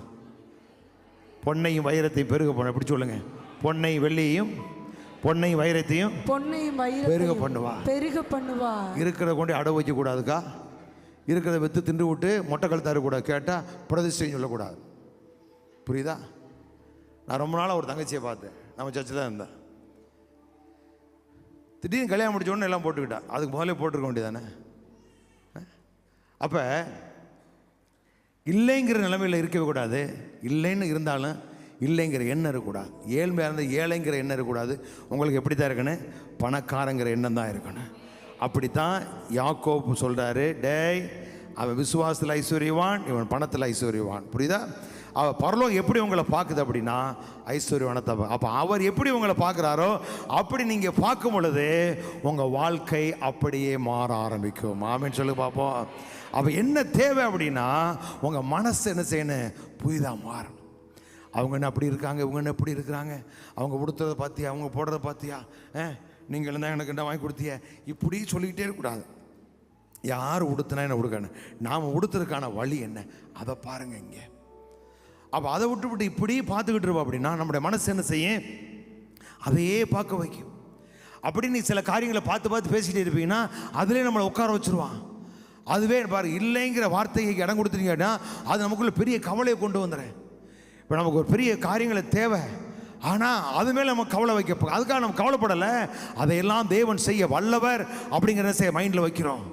அவர் எப்படிப்பட்ட தேவன், காற்றையும் காண மாட்டார், மழையையும் வாய்க்காலெல்லாம் நிரப்பப்பட. நான் பாருங்க, சும்மா போனேன் இந்த தம்பியிலோட, அவர் கிரணேசைகளை பார்க்கறதுக்காக போனோம். சும்மா டீ குடிச்ச ஒரு மாதம் கூப்பிட்டு போனால் அப்படியே அங்கிட்டு போயிடும். போனால் சர்ச்சை விட்டு வெளியே வராமல் உள்ளே போனோம். நான் போயிட்டு ப்ரைஸில் பிறந்து சொல்லிட்டு நான் இப்போ போல 3வது ஆள் மாதிரி நின்றுக்கிட்டு இருந்தேன். அப்படி எல்லாரும் 2 ஜெபம் பண்ண ஆரம்பித்தாங்க பாருங்க. ஜெபம் பண்ண ஆரம்பித்த உடனே அந்நிய பாஷை பேசிக்கிட்டு சட்டக்குன்னு என் கையை பிடிச்சிட்டு சொன்னா, பாஸ்டர் ஓ எப்படி சொல்கிற இங்கிலீஷில், இன்னொரு உங்களுக்கு ஒரு கார் வர போகுதுந்தான். என்னையா சொல்கிறா அப்படின்னா சொன்னால் உங்களுக்கு தாங்குமான்னு தெரில. சரி அப்படி சொல்லிட்டு சொன்னார். நான் இன்னொரு காரியத்தை பார்க்குறேன், ஒரு கை இப்படி சோல்டு இறங்கின மாதிரி இருக்கு, அந்த மனிதன் இவ்வளோ பெரிய தொகையை உன் கையில் ஒன்று கொடுக்குறான் அப்படின்னாரு. என்னையா சொல்கிற அப்படின்னு பார்த்தா இங்கிலீஷில் அடித்து கிளப்புறான், ஒருத்தர் தமிழில் சொல்கிறான். அப்போ எனக்குள்ள ஆவி ஒரு பயங்கர உயிர் மீட்சி. ஆஹா, அப்போ நினச்சிக்கிட்டேன், கடவுள் என்ன செய்கிறாரு, அது வார்த்தை வேலை செஞ்சுக்கிட்டே இருக்கு, இன்னும் சீக்கிரத்தில் கண்ணு பார்த்துரும். ஆமே. அதனால் பாருங்கள், வேலை நிப்பாட்டுறத முடிவில்லை. தம்பி நம்ம ராஜேந்திரன் கேட்டேன், என்ன நிறைய வச்சுருக்கீங்க, வாட்டி செஞ்சுக்கிட்டே இருக்கீங்க? ஆமாம், எல்லாம் பண்ணிக்கிட்டே இருப்போம், அப்படி போயிட்டே இருக்கும். நிப்பாட்டோம்னா அவுட் ஆயிடுவோம். நிப்பாட்டவே கூடாது, தொடங்கினவர் முடிப்பார். ஆமே. நம்ம வார்த்தையை வச்சு வேலை செய்கிறோம் ஒழிய பணத்தை வச்சு வேலை செய்யலை. என்ன இந்த எங்கள் மம்மி வந்துருச்சு, என்ன என்ன என்ன பாரு, வெள்ளிக்கிழமை சோறு போட்டீங்கன்னு காசுக்கு என்ன போட்டு, காசுக்கு என்ன காசு நானாக வச்சுருக்கேன், அவர் கொடுக்குறாரு எடுத்து போடுறோம். நம்ம பிள்ளைகளை கூப்பிட்டு, என்னையா வெள்ளிக்கிழமை சாப்பாடு போட வேண்டாமா? வேண்டாம் பாஸ்டர். எதுக்கு? நான் சொன்னேன், இருக்கிறத ஒன்றை ரெண்டாக்குற வழி, ஒன்றையும் இல்லாமல் கூடாது. அப்போ இன்னொரு நாளைக்கு சேர்த்து போடுற மாதிரி வழி சொல்லு. நான் பாருங்கள், அன்றைக்கி பார்க்குறேங்க, சீக்கிய பொற்கோவிலில் ஒரு நாளைக்கு 60,000 பேர் சாப்பிட்றாங்க. எத்தனை பேர் சாப்பிட்றா? பெரிய பெரிய மல்டி மில்லியனர் போய் அங்கே சர்வ் பண்ணுறான். அவனுக்குள்ள தாழ்மை பார்த்தீங்களா? அவங்க பிளேட்டு கழுவுறான், அங்கே போய் சப்பாத்தி உருட்டுறான். நம்ம கட்டின புடவை கசங்காமல் போக நினைக்கிறோம். மெர்சி புனிதா சட்டி எப்படியா வச்சுருக்க அப்படின்ட்டு போகிறோம். ஏன் சட்டி நீங்கள் கொஞ்சம் நுழைக்கணுன்னா, நாங்கள் அதுக்குள்ளே நுழைக்கப்படலை, இன்னும் நுழைக்கப்படலை, சொட்டு புறம் சொட்டு. அப்போ பாருங்கள், 60,000 பேருக்குங்க தரமான பருப்பு, தரமான சப்பாத்தி. நான் இப்போ பஞ்சாபு போகிறேன், ஆராதனை நடத்திக்கிட்டு இருக்கு, பாஸ்ட் அப்படியே சுற்றிக்கிட்டு வர்றாரு. நான் உள்ளே போய் அங்கே இப்படி நம்ம கண்ணு எப்படி தெரியும், நொல்லக்கண்ணு. சபைக்குள்ளே போகும்போது என்ன ஏதுன்னு பார்ப்பேன், அப்படி ரவுட்டா, நம்மள்ட்ட என்ன இல்லை அவங்கள்ட்ட என்ன இருக்குது, இப்படி தான் பார்ப்பேன். நம்மளை அறியாமலே இப்படி ஓடும் பாருங்க. அங்கே சுற்றிக்கிட்டு இருக்கான், சப்பாத்தி இவ்வளோ பெரிய சப்பாத்தி போடுறான். ஐயா பஞ்சாபி, நீங்கள் ஒத்த சப்பாத்தியை நட்சத்திரம் விட்டுற மாதிரி விட்டுறிய, யாரோ ஒழுங்காக சப்பாத்தி ஓட்டுறீங்களா? இங்கிட்ட ஒரு உருட்டு, இங்கிட்ட ஒரு உருட்டு. இந்த என்ன சொல்கிறது, ஒரு மீன் வரும், என்ன மீன், கனவா மீன், இப்படி ஒரு சப்பாத்தி. அங்கே போகிறேன், ஆம்பளை அப்படி தூக்கி அடிக்கிறான், அப்படி சப்பாத்தியை அடித்து போட்டு செட்டியை கவுத்தி வச்சுக்கிட்டு சுட்டுக்கிட்டே இருக்கேன். எப்போ 12 மணிக்கு சுட்டுக்கிட்டு இருக்கேன், 4 மணிக்கு சாப்பிட்றதுக்கு. பாருங்களேன், இப்போ அந்த சர்ச் ஞாயிற்றுக்கிழமை ஆனாலே பஞ்சாபு ஒரு திருவிழா கூட்டம் மாதிரி ஆயிடுதுங்க. இப்போ வெள்ளிக்கிழமை ஒரு நாள் போடுறதில்ல, இங்கே உட்காந்துக்கிட்டு அது சரியில்லை இது சரியில்லை, அது சொல்கிறதுக்கு 4 பேர் இருந்தால் தான் நமக்கு கொஞ்சம் நல்லா இருக்கும், சொல்லட்டும் பேசட்டும், ஒன்றும் பிரச்சனை இல்லை. அப்போ இல்லைங்க இருக்கு, நம்முடைய பழத்தை வச்சு நீங்கள் வாழ ஆரம்பிச்சிங்கன்னா வாழ்க்கையில் கரை சேர முடியாது. அப்போ நம்ம இருக்கிற எதில் அப்படின்னா கர்த்தருடைய வார்த்தையில். ஆமே. அப்போ வார்த்தையை மைண்டில் வச்சு உங்கள் மனசை நீங்கள் பூசாக்கணும். ஏன்னா இதுதான் பெரிய டேஞ்சர், ஆபத்து. இப்போ மைண்டில் நீங்கள் தப்பாக புரிஞ்சுக்கிட்டீங்கன்னா அதனுடைய விளைவு தான் பாருங்கள். இப்போ பேசினார், தங்க இடம்லையும் சொன்னார், அதுக்காக வீடே இல்லைன்னு சொல்கிறது இல்லை, இன்னொருத்தர் சொல்கிறார் வந்து பாருங்கிறாரு. அப்போ அவருக்கு என்ன இருந்திருக்கு, வீடு இருந்திருக்கு, வாசல் இருந்திருக்கு. இப்போ யோசேப்பு தச்சன் பைபிளில் போட்டிருக்கு, கார்பெண்டர் இங்கிலீஷில் போட்டிருக்கு. வரலாற்று என்ன சொல்கிறாங்க, யோசேப்பு மரியாள் தாவீதின் கோத்திரத்தில் வந்தவங்க, தாவீது கோத்திரம் யூதா கோத்திரம். இப்போ அந்த கோத்திரத்தில் வந்தவன், தாவீது வம்சத்துலேருந்து வந்தவன், ஏழையாக இருக்கிற வாய்ப்பு இல்லை, ஏன்னா அவன் ராஜா இல்லை. அது எப்படி வேலை, நம்ம நாட்டு புத்தியை பார்த்தா அப்படி தான் இருப்பீங்க. இன்றைக்கி அரசாலும் நாளைக்கு தெருவில் போவான், இதான் நம்ம நாடு. அவன் அப்படி இல்லைங்க, அவன் வார்த்தையில் வேலை செய்கிறவங்க. இப்போ அந்த வழியில் வந்த 2 பேரும் எப்படி ஏழையாக இருக்க முடியும்? இன்னொன்று சொல்கிறாங்க, யோசேப்பு வந்து கார்பெண்டர் அல்ல, தச்சன் அல்ல, அவர் யார் அப்படின்னா பில்டர் அப்படிங்கிறான். அப்படின்னா பட்டணத்தை அந்த நாட்களில் பட்டணங்கள் என்ன செய்தாங்க, எப்படி பித்தோம் ராம்சேஸ் பட்டணத்தை மோசே கட்டினார் பாருங்க, அந்த மாதிரி பட்டணங்களை உருவாக்குகிற ஒரு பெரிய பில்டர், ஒரு பெரிய இன்ஜினியருங்க அவர். அப்படிப்பட்ட மனுஷன். அதை போய் சொன்னோம்னா ஆமாம் அவங்க பார்த்தாங்களக்க வச்சாங்களா. அப்போ என்ன முடிவு பண்ணிட்ட யோசேப்புனா, ஆமாம் இங்கிட்ட யோசேப்பு அங்கிட்ட ஏசுனார், இப்படி படம் போட்டாங்கல்ல இலப்புள்ளி வச்சு இழைக்கிற மாதிரி, அதே புத்தியில் பார்த்துட்டே இருக்கு ஏசுனார். நம்ம என்ன கேளுங்கள் தரப்படும் தட்டுங்கள் கொடுக்கப்படுங்க என்ன, அதில் அந்த பாட்டு வரும் என்ன, அந்த வேலை செஞ்சாருன்னு தச்சு வேலை செஞ்சாருன்னு சொல்லி அதில் வரும். அதை வச்சுக்கிட்டு என்ன சார் ஏசுனார் தச்சன்னு முடிவு பண்ணிடக்கூடாது.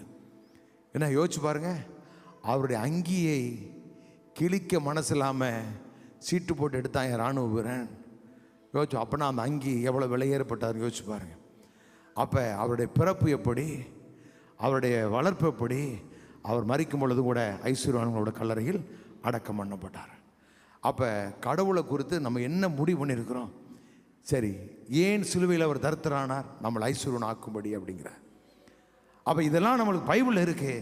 இதெல்லாம் மனசில் வச்சு நம்மளோட மைண்டை நீங்கள் மாற்றணும். மைண்டை மாற்றலை அப்படின்னா இந்த ஊரில் உள்ள காரியங்களை மனசில் வரேன், அது உங்களை என்ன செய்யும்? கவலையும் பாரத்தையும் கொடுத்து உங்களை டவுன் ஆகிக்கிட்டே இருக்கு, உங்களை எலும்பவே விடாது. அதுக்கு தகுந்த மாதிரி நம்ம ஆளுகிற 2 வார்த்தை பேசுவானு. கடைசி நாட்களில் பண ஆசை உடையவர்களாக இருப்பார்கள். யார் சொன்ன பண ஆசை உடையவர்களான்னு சொல்லி? அது பண ஆசை இருக்கிற உங்களுக்கு தாண்டா அது. நாங்கள் பண ஆசை ஜனங்களுக்கு சொல்லிக் கொடுக்கல, வார்த்தையை நாங்கள் சொல்லிக் கொடுக்குறோம். வார்த்தை உன்னை ஐஸ்வர்யம் வாக்கின்னு சொல்லியிருக்கு. கொலோசியர் 1:27. புற ஜாதிகளுக்குள்ளே விளங்கிய இந்த ரகசியத்தில் உள்ள மகிமையின் ஐஸ்வர்யம் இன்னதென்று, மகிமையின் ஐஸ்வர்யம் என்னதென்று தேவன் தம்முடைய பரிசுத்தவான்களுக்கு தெரியப்படுத்த சித்தமானார்.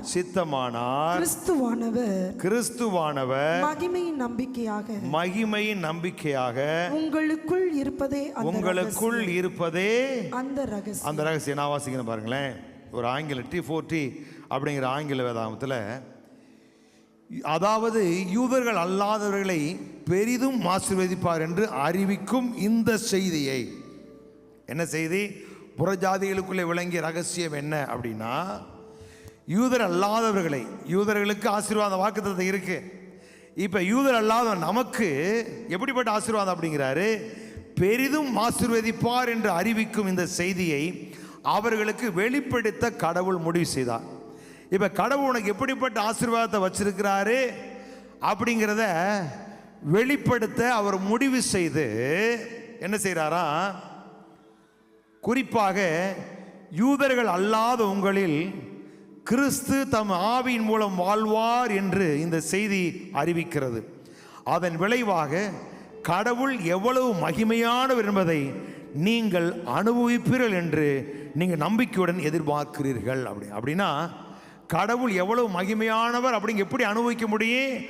அவருடைய மகிமை அப்படி எப்படி சொல்றாரு? இருள் பூமியையும் சொல்ல, இருள் பூமியையும் காரிருள் ஜனங்களை மூடும். ஆனாலும் செப்பண்டி ஆனாலும் பின்னாடி சொல்ல, ஆனாலும் கர்த்தருடைய ஆனாலும் கர்த்தரின் மேல் உதிப்பார். அவருடைய மகிமை என்மேல். இப்ப அவருடைய மகிமை நீங்க அனுபவிப்பீர்கள். என்ன அப்படின்னா அவருடைய ஒட்டுமொத்த மகிமை பிரம்மாண்டமும் என் மேல வந்திருக்கு. பிரைஸ் லார்ட் சொல்லுங்க பாப்போம். ஆமென் சொல்லுங்க பாப்போம். Praise Lord.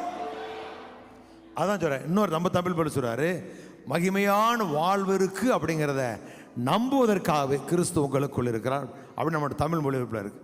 அப்ப என்ன அப்படின்னா அவருடைய மகிமை ஒட்டுமொத்த மகிமையும் என் மேலே வந்திருக்கு அப்படிங்கிறார். அப்போ அப்படிப்பட்ட அந்த மகிமையான வாழ்வை நாம் அனுபவிப்பதற்காகத்தான் கிறிஸ்து நமக்குள்ள என்ன செய்கிறாரா? வாசமாக இருக்கிறார். அந்த நிச்சயத்தை கொடுக்கிறாரு. அப்போ இதனால் நமக்கு என்ன செய்ய? இந்த மைண்டை உள்ளே கொண்டு வரணும்.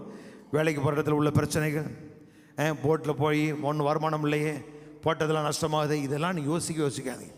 அதையெல்லாம் தூக்கி ஓரம் கட்டுங்க. அப்போ என்ன பண்ண சொல்றிய? ஒன்றுமே இல்லையா? வாயை திறந்து வார்த்தைகளை பேசுங்க. உங்களுக்குள் இருக்கிறதான அந்த விசுவாசத்தை அனல் மூட்டி எழுப்பி விடுங்க. நீங்கள் பேச பேச உங்கள் மனசு புதுசாகிட்டே இருக்கு, மாறிக்கிட்டே இருக்கு. வேலை இல்லை, வருமானம் இல்லை, யோசிக்காதீங்க. அதெல்லாம் கர்த்தர் பார்த்துக்குருவார், எல்லாம் நடக்கும். அப்போ நடக்கிறது என்ன செய்யலாம்? இல்லைங்கிறனால உங்களால் சொல்ல கவலைப்படுறதுனால எவன் தான் அளவு ஒரு முளத்தை கூட்ட முடியும், குறைக்க முடியுமா? முடியாது. அப்போ என்ன செய்யலாம் அப்படின்னா எதை குறித்து கவலைப்படாத, தைரியமாக இருங்க. அப்போ கர்த்தருடைய வார்த்தையினால் உங்கள் மனதை மாற்றுங்க. உங்கள் மனதை மாற்றும் பொழுது ஆட்டோமேட்டிக்காக எல்லாம் மாற ஆரம்பிக்கும். கர்த்தருடைய நன்மை என்ன, பிரியம் என்ன, பரிபூர்ணமான சித்தம் என்ன பாருங்கள். இதையெல்லாம் அறியும் பொழுது ஒரு மனிதனுடைய வாழ்க்கை எப்படி இருக்கு அப்படிங்கிறத நீங்கள் இந்த நாட்கள் நைஜீரியாவில் பாரு. நேற்று பாஸ்டர் ஜான் எபினேசரோட பேசி சொல்கிறார், பாஸ்டர் ஆப்பிரிக்கா நாடுகளில் ஒரு வீட்டில் சமைச்சிருக்கான்னு தெரிஞ்சால் அடுத்த வீட்டில் வந்து தூக்கிட்டு போயிடுவான். அப்படி சாப்பிட்ட நாடு. இந்த இருக்கிற சவுத் கொரியா நம்ம கண்ணு முன்னாடி ஒரு 40 வருஷத்துக்கு முன்னாடி சுவிசேஷம் போய் இந்த பாலி வாங்கிச்சோன்னு ஒரு மனுஷன் எந்திரிக்கிறதுக்கு முன்னாடி அந்த நாட்டில் சாப்பாட்டுக்கு பஞ்சம், புல் திண்டி வாழ்ந்தான். ஆனால் 40 வருஷம் உலக நாட்டில் தெரியுமா உங்களுக்கு, கடன் இல்லாத ஒரு நாடு இருக்கும் அப்படின்னா அது சவுத் கொரியா தான். அப்போ அங்கே ஒரு ஏசன் நமக்கு ஒரு ஏசனாராயா? நைஜீரியாவுக்கு ஆப்பிரிக்காவுக்கு ஒரு வயசு நமக்கு ஒரு வயசுனாரா? யோசிச்சு பாருங்க. அங்கே போய் அடிச்சு பாருங்க. ஆல்ஃபா லூக் எடுத்து அடிச்சு பாருங்க. பாஸ்டர் கிறிஸ் எடுத்து அடிச்சு பாருங்க. டேவிட் எடுத்து அடிச்சு பாருங்க. நைஜீரியா பாஸ்டர் ரிச்சர்ஸ் பாஸ்டர் போட்டு பாருங்க. சொல்கிறாங்க பாஸ்டர் டேவிட் ஒயிட் போட அவரோட 5000 ஏக்கரை வாங்கி போட்டு வச்சுருக்க நிலத்தை. என்ன பேர் சொல்லுது? நீதிமான் பூமியை சுதந்தரிப்பான். கத்தருக்கு காத்திருக்கு பூமியை. வார்த்தையை நம்புகிறாங்க, வார்த்தையில் விளைச்சுறாங்க, வார்த்தையினால் மனசை நிரப்புறாங்க. அது பாட்டில் வந்துக்கிட்டே இருக்குங்க. பாஸ்டர் வால்டர் அங்கே போயிருக்கார். நைஜீரியா போய் சொல்கிறாரு, பாஸ்டர் நாட்டில் பஞ்சம் இருக்குது, சபையில் பஞ்சம் இல்லைங்கிறார். ஒவ்வொரு வர்றதை பார்த்தீங்கன்னா நான் எப்படி வர்றாங்கன்னு நினைக்கிறீங்க? ஒவ்வொரு முறையும் பாஸ்டர் சண்டே சர்ச்சுக்கு வரும் பொழுது அடேங்க அப்பா மினுக்குன்னு சொடக்கன்னு இறங்கி ரெட் கார்பெட்டை போட்டு பாஸ்டர் வரவேற்கிறான்னு. நீங்கள் வர்றதுக்கு முன்னாடி நாங்கள் இங்கே வந்து உட்காந்து இங்கே உள்ள பாத்ரூமில் குளிச்சு விட்டு நீங்கள் வரக்கு முன்னாடியே குழுக்குண்டுக்கு நாங்கள் ஏசியை போட்டு விட்டு 10 வரைக்கும் ஒரு ஸ்ப்ரே வர வாங்கி புசுக்குன்னு அடித்து விட்டு இவ்வளோ கவர் பண்ணி செஞ்சு வைக்க வேண்டியதாக இருக்குது. என்ன அதையும் தாண்டி உள்ளே வரும் பொழுது நாறுது, எண்ணத்தை போட்டு வந்து ஒட்டுன்னு தெரில. புரியுதா? அப்போ இந்த உலக மனுஷமாக நீ யோசிக்கக்கூடாது. உங்கள் நிலை வேறு, நீ இருக்க வேண்டிய இடமே வேறு. ஆமென் சொல்லி பார்ப்போம். நாங்கள் லயன்ஸ் டவுனில் இருக்கோம், நாங்கள் ரொசுக்காலில் இருக்கோம். என்ன ரொசுக்காலில் இருக்கீங்க? 3/4 சென்ட் 1.5 நான் சொல்ல இடம் வாங்குறியா? அவுட்டில் போய் ஒரு 1/2 ஏக்கர் வாங்க, 1 ஏக்கர் வாங்க, வீட பிரமாண்டமாக போடு, ஸ்விம்மிங் பூல் போடியா. டெய்லி நீஞ்சினா உனக்கு கொலஸ்ட்ரால்லாம் வரவே வராது. பாஸ்டர் நான் கடல் நெஞ்சின பரவாயில்ல, கடல் நெஞ்சின முடி ஒரு மாதிரி ஆகி போயிடும். என்ன செய்ய வீட்டில் போடுங்க, அப்படி போடுங்க. மாட்டேன் விட்டேன், நான் அப்படி தான் போட போகிறேன். எப்படி எங்கே பாஸ்டர் போட்டு வந்துட்டு பாருங்கள், வாங்க மொத்தமாக இறக்கி விடுறேங்க ஞானசார தொட்டியில். அப்போ கடவுள் நம்மளை பற்றி என்ன சொல்கிறாங்கிறத மைண்டில் வச்சு எண்ணங்களை மாற்றுங்க. எண்ணங்கள் மாறும் பொழுது வாழ்க்கையின் எல்லா நிலையிலும் நீங்கள் உயர்ந்து போயிட்டே இருப்பீங்க. தாவீது பாருங்கள், தாவீது இதில் ரொம்ப எக்ஸ்போர்ட். அவன் அதே மாதிரி இந்த சீசனில் அதே மாதிரி தான். நாங்கள் யார் இடத்தில் போவோம், மனசில் என்ன வச்சுருக்கான், வார்த்தையினால் வாழ்ந்துடலாமியா அப்படின்னு வச்சுட்டான். தாவீது பாருங்கள், நிறைய நேரத்தில் பிரச்சனை சந்திக்கிறான். அவனை மைண்ட் என்ன அப்படின்னா, என் வாழ்நாளெல்லாம் நன்மையும் கிருபையும் இதெல்லாம் அவனுக்குள்ளே இருந்ததுனால தான் எல்லாரும் அவனுக்கு ரோம கல்லறிய மூடுது. மனைவி பிள்ளைகள்லாம் கூட்டிகிட்டு போயிட்டாங்க, ஓட்டிகிட்டு போயிட்டாங்க, எல்லாரும் எதிரிகள் தூக்கி கொண்டு போயிட்டாங்க. தாவீது அழுகிறான், எல்லாரும் அழுகிறாங்க. ஆனால் தாவீது வேதம் சொல்லுது, தாவீது கர்த்தருக்குள் தன்னை திடப்படுத்தி கொண்டான். என்னை அழைத்தவர், அபிஷேகம் பண்ணினவர் என் கொம்பை உயர்த்துவார். இந்த நம்பிக்கை இருந்தனால தான். இதை மைண்டில் போட்டான் பாருங்க, வந்துச்சு வீரம், அழுக மாறிச்சு. எடுத்தான் பட்டயத்தை, போனால் ஒரே சொருவிட்டு எல்லாத்தையும் திருப்பி கொண்டு வந்தான். அப்போ நீங்கள் எதையெல்லாம் இழந்தீங்களோ அதெல்லாம் திருப்புறதுக்கு யார் வருவா? எவனோ தீர்க்கதரிசி தேடி போடுமா? நடக்கவே நடக்காது. உங்கள் மண்டை தாங்க பெரிய தீர்க்கதரிசி. நான் எல்லாவற்றையும் திருப்பி கொள்ள சொல்லுங்க, இழந்த எல்லாவற்றையும். இப்படி சொல்லுங்க, யாக்கோபின் மகிமையை திரும்பி வர பண்ணினது போல என்னுடைய மகிமையை என் தேவன் திரும்பி வர பண்ணுவான். ஒருவேளை ஒண்ணுமே நீ இழக்கல, அப்போ எப்படி அப்படி நினைக்கிறீங்களா? இல்லையா, உனக்குன்னு கர்த்தர் மகிமையான வாழ்வு வச்சிருக்கிறாரு. அதை என்ன செய்வார்? கண்டிப்பாக உங்கள் வாழ்க்கையில் வரும்படி செய்வார். ஆமென் சொல்லுங்க. பாருங்க, இருள் பூமியையும் சொல்லுங்க, இருள் பூமியையும் காரில் ஜனங்களையும் மூடும், ஆனாலும் கர்த்தரின் மேல் உதிப்பார். சொல்லுங்க, ஆனாலும் கர்த்தரின் மேல் உதிப்பார். அவருடைய மகிமை என் மேல் காணப்படும். சொல்லுங்க, அவருடைய மகிமை என் மேல் காணப்படும். ஆமென். இதனால உங்க மனசை நிரப்புங்க. டாக்டர் சொன்னாரா, அதே யோசிக்காதீங்க. யோசிச்சீங்கன்னா வியாதி வந்துடும். என் நோய்களை சிலுவையிலே சுமந்தார். சொல்லுங்க, என் நோய்களை சிலுவையிலே சுமந்தார். அவருடைய தழும்புகளால் நான் சுகமானேன். கர்த்தர் எனக்கு ஜீவனும் தீர்க்காயுசுமா இருக்கிறார். நான் போன வாரம் பெங்களூர் போயிருந்தேன் பாருங்க. அங்கே ஒருத்தர் வந்தார். அவருக்கு வயசு பார்க்க கொஞ்சம், நான் 55-60 வயசு இருக்குன்னு நினச்சிருந்தேன். பாஸ்டர் கேட்டார், பாஸ்டர் இவருக்கு வயசு என்ன நினைக்கிறீங்க அப்படின்னாரு. பாஸ்டர் அப்பாவுக்கு 73, இவருக்கு 74. பாஸ்டர் அப்பா அப்படியே நிற்கிறார். இவருக்கு அவரோட கொஞ்சம் கூட தான் நினைக்கிறேன், 1 வருஷம் கூட. ஆனால் நான் என்கிட்ட கேட்டேன், நான் 60 வயசுன்னு சொன்னேன். சரி என்ன பாஸ்டர், 74 பாஸ்டர்னார். அடப்பாவுங்க, என்ன எங்கள் அக்கா சாய்ஸ் மேலே அடிச்சு பாரு. நான் 70-72 நினச்சிக்கிட்டு இருக்கேன். அது 80 வயசுக்கா சாய்ஸ் மேலே இருக்காவுக்கு. அப்படியே சும்மா செதுக்கி வச்ச மாதிரி 80 வயசு. எப்படி அவங்களால இருக்க முடியுது அப்படின்னா, மண்டையை பூசாக்குறாங்க. நம்ம கொஞ்சம் வந்துட்டாலே வயசாகிடுச்சு, என்ன ஒரு மாதிரியாக இருக்கிற, இப்படி பேசுகிறோம் பாருங்க. நல்லா இருக்கிற கூட நாசமாக்கிறோம் நம்ம. என்ன உள்ள ஒரு மாதிரியாக இருக்கிற, வீட்டுக்காரர் சொன்னாரோ அடிச்சு விட்டாரோ, ஏன் உன் புருஷன் அடிக்கலாம், அடிக்க வேணா அவரும் அடின்னு தட்டிருப்பார். இதில் என்ன இருக்குது? கேட்குற பூரா எதிர்மறையாகவே கேட்குறது. அப்படி கேட்குறதுனால ஆட்டோமேட்டிக் என்ன செய்கிறேன், நீங்கள் இல்லை இல்லை அதெல்லாம் ஒன்றும் இல்லை சொல்லிட்டு போயிருவீங்க. அப்புறம் யோசிச்சுக்கிட்டே இருப்பா பாருங்கள். சில காரியங்களை சொல்லும் பொழுது தைரியமாக பேசுவோம், ஆனால் சொல்லிட்டு போயிடுவோம் பாருங்க. அப்புறம் இது வேலை செய்யும் மெதுவாக. அப்படியே கண்ணாடியில் பார்க்குவோம், ஆமாம் அந்த அக்கா சொன்ன மாதிரி தான் தெரியுது, கண் அப்புறம் கலர் மாறிடும் அப்படியே. அப்போ ஒரு நாள் எதிர்மறை எண்ணங்களுக்கு இடம் கொடுக்காதீங்க, தவறான எண்ணங்களுக்கு இடம் கொடுக்காதீங்க. என்ன கவலைப்படாதீங்க, இல்லைங்கிறத நினைக்காதீங்க. எல்லாவற்றையும் வார்த்தையினால் இருக்க செய்கிற தேவன். ஆமென் சொல்லு பார்ப்போம். நீங்களும் உங்களுக்கும் கர்த்தர் எனக்கு வார்த்தையை கொடுத்துருக்கிறாரு. வார்த்தையை சொல்லி சொல்லுங்க, ஆஸ்தி நான் நீதிமான், ஆஸ்தி ஐஸ்வர்யமும் என் வீட்டில் இருக்கும், பொன்னை வெள்ளியையும் பெருக பண்ணுவார், என் களஞ்சியம் எல்லாம் கமான் பூரணமாய் நிரம்பும். நான் புசித்து திருப்தியாகி கொழுத்து எங்கள் தேவனுடைய பெரிய தயவினால் செல்வமாய் சொல்லுங்க, செல்வமாய் வாழ் சொல்லுங்க, செல்வமாய் வாழ். அப்ப மண்டையில ஜீவத்திற்கு ஆயுசு, நான் ஐஸ்வர்யவான், இதை உள்ள வைங்க. உள்ள வச்சு அதையே யோசிங்க. மனசு புதிதாகும் பொழுதே கர்த்தருடைய நன்மை நாங்கள் உங்களுக்கு புரிய வச்சுறேன். மனசு புதிதாகலை அப்படின்னா கர்த்தருடைய நன்மை இன்னும் அப்படியே போயிட்டே இருப்போம், அலமோதிக்கிட்டு இருப்போம், இல்லையே வாழ்க்கையில் மேலே வர முடியாது. அப்போ கர்த்தருடைய நன்மையும் பரிபூர்ணமான சித்தம் என்னங்கிறத பகுத்தறியணும் அப்படின்னா மைண்டு தான் மாறணும். அவ நான் சொல்கிறது நீங்கள் புரியனாலும் இந்த மண்டை மாரணத்தை இல்லாட்டினா என்ன செழிப்பை பற்றி பேசுகிறாரு அப்படின்னா, செழிப்பை தான் பேச நான் பேசிக்கிட்டே இருப்பேன். நீங்கள் செழிக்கிற வரைக்கும் பேசுவேன், செழித்து கொளுத்து விழுகிற வரைக்கும் பேசுவேன். உன் வீட்டில் 3 வாட்ச்மேன் நிற்கிற வரைக்கும் என்ன செய்வேன், பேசிக்கிட்டே சாகுற வரைக்கும் நான் ஐஸ்வர்யத்தை பேசிக்கிட்டே இருப்பேன். ஏயா, எங்கள் அப்பா ஐஸ்வர்ய சமணர், எங்கள் பிதா ஐஸ்வர்ய சமணர், நம்மளை அழைத்தவர் ஐஸ்வர்ய சமணர். நம்மளை எதற்காக அழைத்திருக்க அந்த பூமியில் நீங்கள் நானும் சீமான்களாய் வாழணுங்கிறது தான் கர்த்தர் நம்மளை அழைத்திருக்க. இதாயா சாட்சி?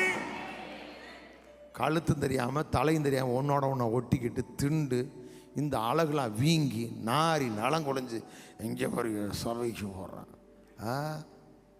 இதுவாயா சாட்சி? மண்டையில் பாதி மேலே காணும், இதோட முடிய விட்டுருக்கு. ஏன் கொஞ்சம் இதுக்கு பேர் என்ன சொல்கிறது, பின்னாடி புடலில் கொஞ்சம் இறக்கி விட்டு தான் சீவனான் இப்படி போட்டான்னா மண்டையை இதுவோடு வச்சுருப்பான். அப்படி அந்த மாதிரியா மண்டையில் முடியும் ஒட்டை வெட்டியிருப்பான். அப்புறம் சீப்புக்கு அந்த சீப்பில் வியாபாரம் நடக்க வேண்டாம் பாருங்கள். சரி, பூ விற்கிறது தான் வியாபாரம் இல்லை அப்படின்னா சீப்பு அவங்களுக்கு வேலை இல்லை, சீப்புக்கு வேலை இல்லை. எதுக்கு முடிய வளர்ப்பான சீவுவானே. ஆண்டவர் நம்மளுக்கு எவ்வளோ அழகாக வச்சுருக்கிறாரு. இவங்கெல்லாம் சீவி அழகாக இருக்குன்னு முகக்கலையை உண்டு பண்ணுகிற எண்ணெயின்னு இருக்காரு. இவனுக்கு அதெல்லாம் தெரியாது. ஏன், நம்ம கலையாக இருக்கிறதுனால கர்த்தருடைய விருப்பம் சொல்ல பாரு.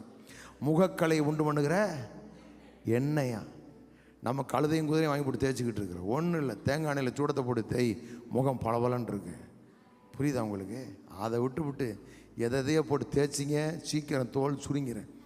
என்ன புரியுதா உங்களுக்கு? நமக்கு கொடுக்கப்பட்டது என்ன அப்படின்னா, நமக்கு நம்ம மண்ணுக்கு தகுந்த மாதிரி நமக்கு தோலை கத்திர உண்டாக்கியிருக்கிறாரு. சாய்ஸ் மேரக்கா அது வேறு லெவலில், அதை விடுங்க. அது பனியில் வளர்கிற ஆள், நம்ம வெயிலுக்கும் பனியில் இருக்கிற ஆட்கள். நமக்கு தகுந்த மாதிரி கத்திர நம்மளை உண்டாக்கியிருக்கிறாரு. நம்ம நல்லாவே இருப்போமே. அப்போ உங்கள் வாழ்க்கையில் உங்களை நீங்கள் பார்க்குற விதமே வேற இருக்குன்னு மனசில் கடவுளுடைய வார்த்தையை போட்டு உருட்டுங்க, யோசிங்க, உங்கள் மைண்டை மாற்றுங்க. தடைகளெல்லாம் தானாக விலகு. வாயை திறந்து பேசி பேசி பேசி மனம் புதிதாகிறதுக்கான வழியை செஞ்சுக்கிட்டே இருக்கு. ஏன்னா ஆத்துமா ரட்சிப்படைய நீங்கள் தான் என்ன செய்யணும், ஆத்துமா ரட்சிப்படைய பிரியமான ஆத்துமா வாழ்வது போல். அப்போ மண்டை வாழாமல் வாழவே முடியாது. அப்போ ஆவி ரட்சிக்கப்பட்டுருச்சு, அதை பற்றி நீங்கள் கவலைப்பட வேண்டிய அவசியம் இல்லை. ஆவி அது பரிபூர்ணமாக இருக்குது, அது பற்றி இல்லை. சரீரம் ரட்சிக்கப்பட போகுது, அதை பற்றி கவலைப்பட வேண்டியதில்லை. அது ஆண்டவருடைய வருகையில் தானே செய்யும், சரீரம் மர்வமாக்கப்படும். ஆனால் மைண்டு மர்வமாக்கப்படுறது உங்கள் கருத்தில் இருக்குது, என் கருத்தில் இருக்குது. வார்த்தையினால் அதை மர்வப்படுத்துங்க. உலக மனசமாக சிந்திக்காதீங்க, பார்க்காதீங்க, பேசாதீங்க. அதை தூக்கி ஓரம் கட்டிட்டு வார்த்தையினால் நிரப்புங்க. மனம் புதிதாகிறது தான் நம்முடைய வாழ்க்கையின் மேன்மை இருக்கு. ஆமென், அல்லேலூயா.